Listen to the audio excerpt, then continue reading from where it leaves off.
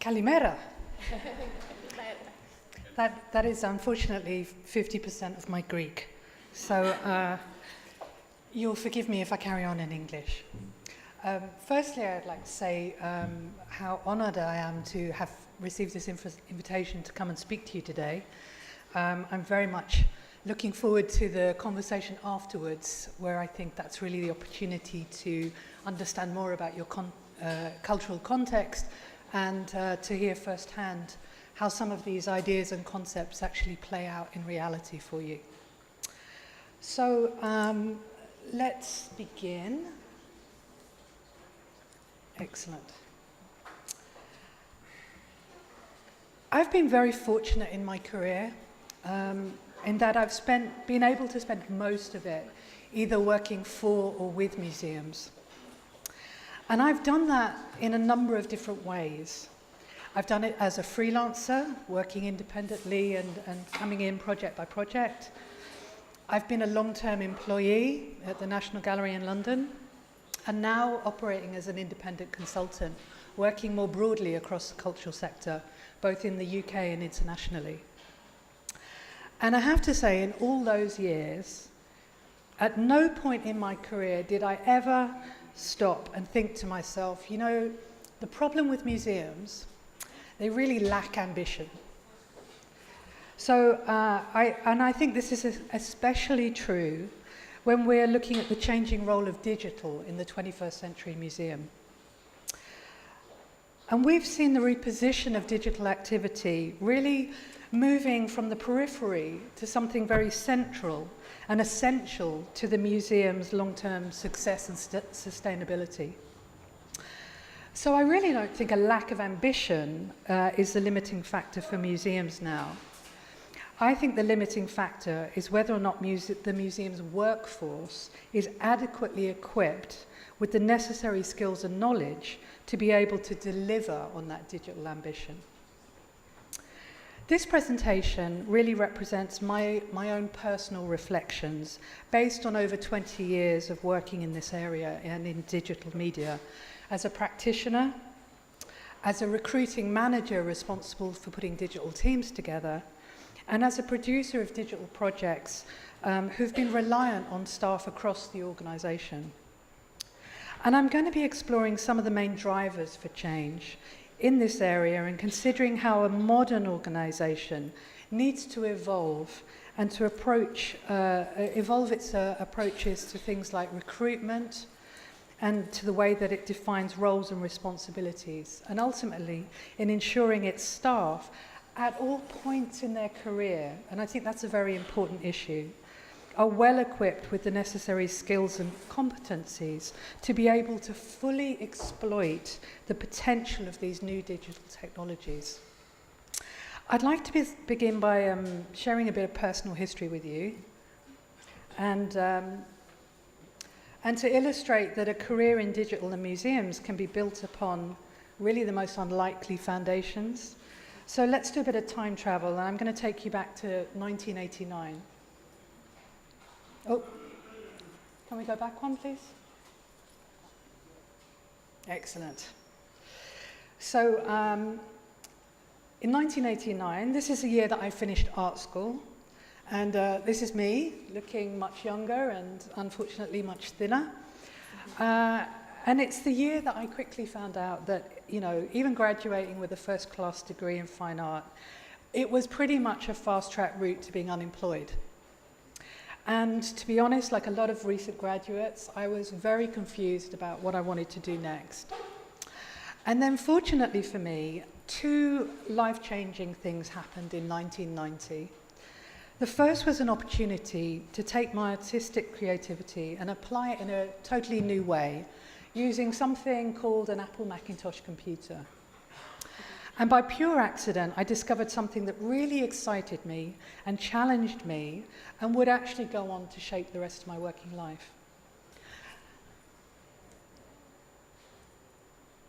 And then the second thing that happened in 1990 was that this gentleman, Tim Berners-Lee, invented something called the World Wide Web. So these two events, one very personal and one that clearly has had a global impact, These two things coming together really helped shape both my creative and working life in ways that I could never have imagined when I was that slightly grubby art student.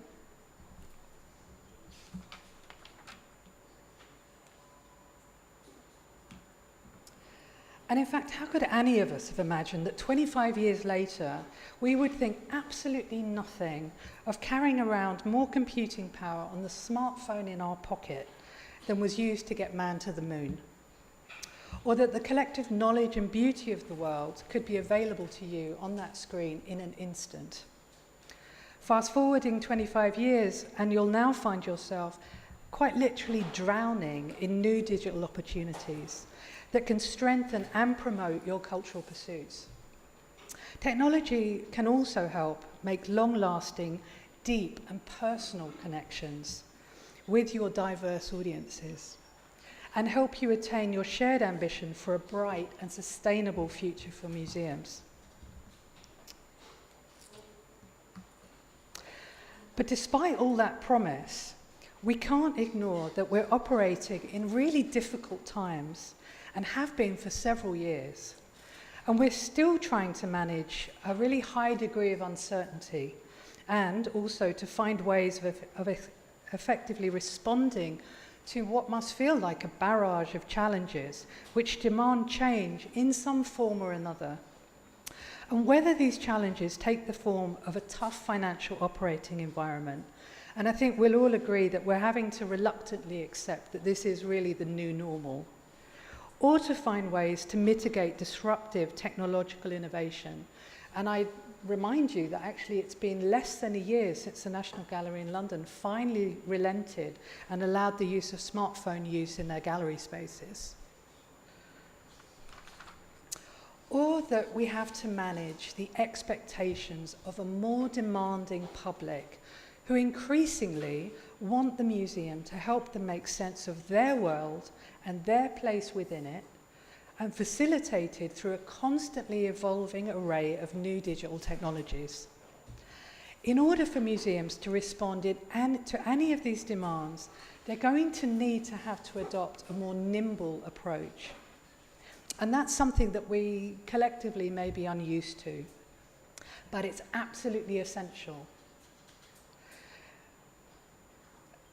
Because in order to enable them to continue to be relevant in the minds of a contemporary audience and to avoid the risk of falling behind the competition, that change is a really fundamental one that needs to happen. And in this changing landscape, a museum's success, and it doesn't matter how you define that, is now intrinsically tethered to its ability to capitalize on new opportunities afforded by digital technologies and to bring about change in an incremental and sustainable way. The final essential component, and one that I will be focusing on more detail, is the need for a modern workforce, one that is digitally skilled, knowledgeable and confident in this area, and who is both supported and empowered, and that's a very important point, by those in positions of leadership.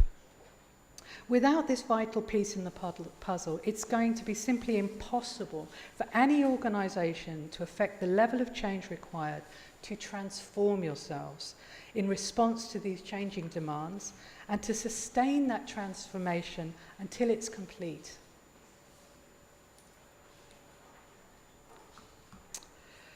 But there are some very real risks for those organisations or individuals who may be reluctant or unable to change and evolve to this more digitally enabled future.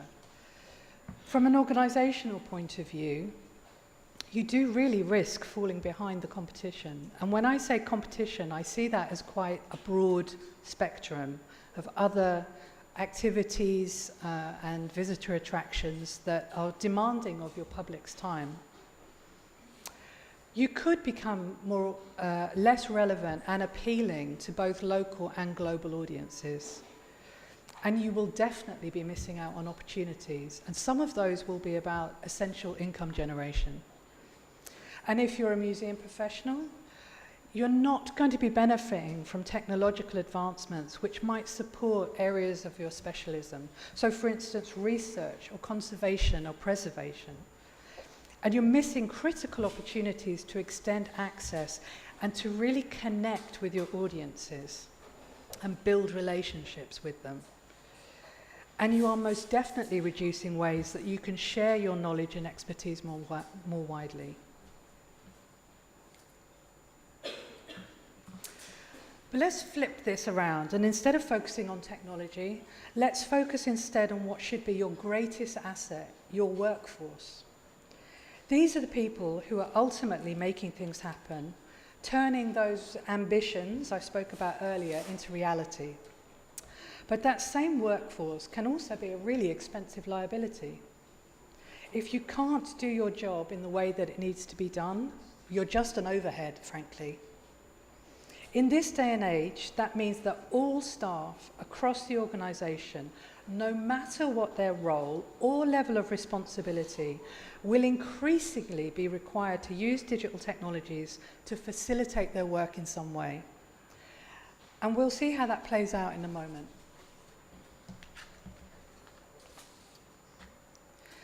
To ensure you have a workforce equipped to achieve this goal, you really need some fundamental component elements to be in place. So firstly, you should be seeking out people who have an innate capacity to think digitally. Now, I'm sorry, I apologize. I don't really have a scientific way of expressing this, but I'll try and explain what I mean. You're going to recognize these people because these are the people that have embraced and used digital technologies in their personal lives. They enjoy the different kind of experiences on offer, and they've grown to expect a high level of convenience and utility from the digital products and services they use most frequently.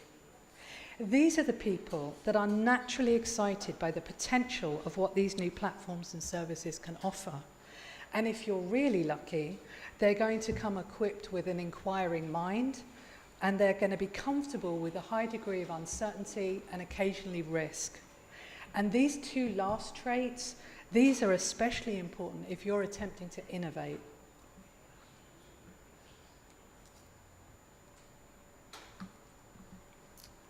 So as well as these characteristics I've just described, which for some of you might feel a bit vague, there's also scope to develop a more rigorous and measurable framework with which to evaluate digital competencies and to more clearly articulate what do we mean when we say digital literacy. Now, this diagram gives an overview of the main areas I think should be considered when defining the scope of digital literacy. I consider it a work in progress, and if anybody has anything similar they're already working with, I'd love to hear more about that. So if you look at this diagram and the various areas that it contains, you'll notice that software skills, which, it's hard for me to see this, under functional skills, really only play a minor role within a much wider set of competencies. And this is partly because I think this overview needs to be constructed in such a way that it will map against all roles within the organisation, and not just those with digital in the title. Museums need people right now who, alongside their specific areas of specialism, have mastered these areas of digital literacy and are also, hopefully, if you're really lucky, natural digital thinkers.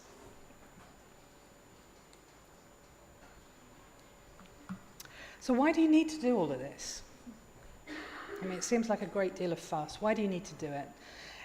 Well, you need to do it because digital matters and because it now underpins so much of your activities. And let me show you what that looks like. Just look at how complex this digital landscape has become. Today, there's almost no activity happening within a museum that doesn't have the capacity or isn't actually being impacted by digital in some way or another. And if you just take a moment, I know this is a complex slide, but if you just take a moment to look at that, think about what's happening in your own organisation. Look at all these different areas, and even if you're not covering off all of these things, I bet you're covering off quite a few of them already. And to do them, I bet you're involving people from all sorts of areas of the organisation, not just those that are tasked with digital development.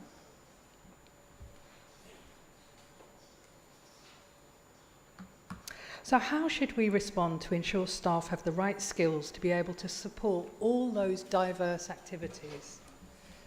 And I think one very obvious place to begin would be to look at your recruitment processes and to work closely with your human resources staff to help shape those, so that they're going to be more effective in enabling you to hire right from the outset the right people. After all, this is the moment when you are proactively selecting a candidate to join your organisation, and that's a natural point at which you could acquire a new member of staff who is already equipped with the necessary digital skills you need. But you're going to have to think about that in there's a number of different aspects to it. Firstly, to consider the roles and the scope of their responsibilities that you need going forward in order to deliver that increasingly digital-driven programme of work. And you're going to have to give some thought to the priorities of the digital skills that you're actually going to need to deliver that work. And then in the recruitment process itself, maybe you need to weight the selection criteria in such a way that candidates that are strong in those areas are actually bumped up the selection list. And as digital is increasingly becoming part of everybody's job, not just those with digital in their job title, this is going to impact across all areas and roles currently on offer within the museum. And to be successful, this has to work across a wide range of recruiting models. So I know here in Greece, a lot of recruitment happens through a more centralised process. Some museums can operate on a slightly more autonomous way, and so they'll be running their own recruitment programmes. Or you might be looking for temporary staff to crew up to deal with a project on a project-by-project basis. And one vital way of supporting this process and ensuring a fair and consistent approach would be to work with human resources staff to establish a digital competency framework against which all your candidates can be evaluated. And this same framework would be equally useful to those in leadership positions who are managing staff or evaluating staff, especially if you put in place skills audits so that you actually can benchmark where people are in their skills development, and then go on to use that as a way of determining ongoing training and development needs. Because obviously people are in post for many years and they need to keep evolving so that they can do their jobs more effectively. And as people evolve, so I would expect the framework to evolve in order to continuously reflect what is needed to equip staff with the right digital skills that they will need now and, more importantly and ongoingly, in the future. As I said, you want your staff to be your greatest asset, not your greatest liability. And by investing in them in this way, you can ensure that you are more likely to realise your digital ambition because you'll have the people equipped to actually deliver it. But this is a two-way proposition. This can't all be reliant on a top-down management-led approach. Individuals have to take some responsibility for equipping themselves with the necessary new skills needed in a modern work environment. But change is never an easy thing. I completely recognise that. I'm going through my own career change now. And some people find that a very difficult process to embrace. For some old habits, they can be very hard to break, especially when they've been serving people very well over the years. And if staff lack confidence or don't feel invested in helping the organisation meet its goals, then digital transformation and the skills needed to support it will be very hard to embed. This is why an open mind is such a valuable trait to have in the workplace and within our own roles, because things are constantly evolving and we need to evolve with them. Now, I recognise that these are very necessary changes. You know, they're not going to happen overnight. They will need to play out over time, and they will be shaped by the needs of each individual organisation in response to its operating context. And I can guarantee that everybody in this room will have a different spin on that, a different perspective, because each of you are coming from different organisations working in different ways. For those working in museums, they need to invest in continuing to expand and develop their digital skills throughout people's working lives. And I think museums is a sector where people really are so committed, they are very likely to be there their entire working lives. And you have to have people keep up to date during that process. So my feeling is, so long as the direction of travel is forward, and you're able to retain, you know, something of a childlike desire to learn and grow in experience, then I'm convinced cultural heritage organisations will be able to continue to effectively change and connect and engage audiences in ways that are meaningful and relevant to them now and in the future. So, to conclude, I just want to revisit some of these points for your consideration. So digital will support sustainability, and it will definitely underpin your future success. And so now is really the time to think very carefully about how you're going to approach it and work with it over time. Your staff must be digitally literate to deliver those digital ambitions. It just won't happen otherwise. It can't happen. To increase digital capacity, you need to look right the way across all of your options in which to do that. Whether that is through your recruitment processes, through programs of training and development your staff over time, or partnering with outside individuals or companies. Whatever shape that takes, you need to think quite carefully about how to adapt and change these opportunities that you have to develop the capacity.